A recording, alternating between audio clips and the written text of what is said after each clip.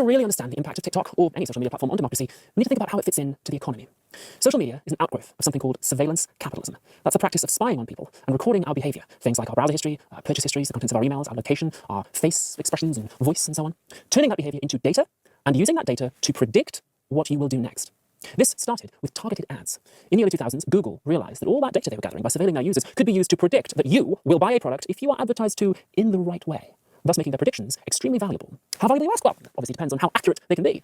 And so surveillance capitalism's business model incentivizes spying on you and gathering as much of your data as possible. And since then, this dynamic has leaked from online into the real world too, the Internet of Things. One example might be car insurance.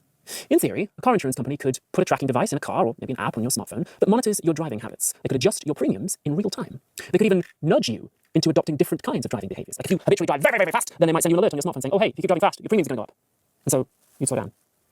After all, the surest way of predicting somebody's behavior, and therefore the most profitable way of predicting somebody's behavior, is to modify it.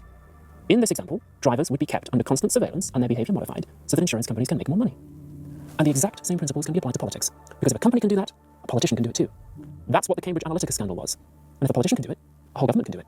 That's what the Chinese Communist Party are doing with social credit scores.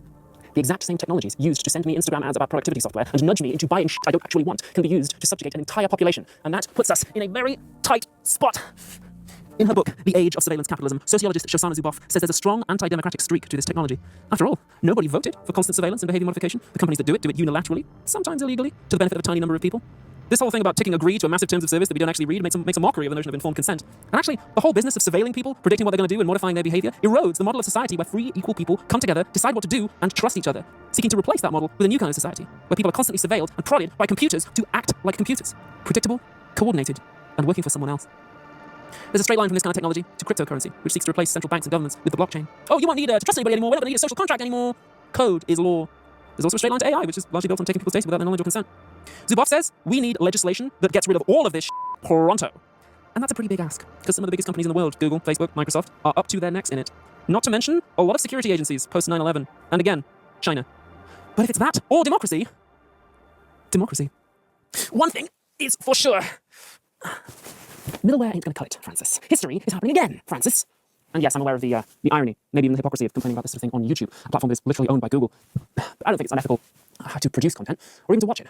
My objection is with the economic conditions under which that production and consumption occur, namely the part where everyone involved, you and me, is being spied on. We could still have digital connection and social media, and even YouTube, without all this surveillance stuff. I mean, we did until, 2005? This isn't even me saying, ooh, capitalism, bad. We could do capitalism without this stuff. Again, we did. Surveillance capitalism arguably represents a break with free market ideology into something much more centrally controlled, and we landed here pretty much by accident. None of this was inevitable or the future or built into the technology. All of that is just marketing for tech companies. So it's kind of annoying that the big discussions we keep defaulting to when it comes to social media are free speech and fake news, because we have much bigger fish to fry.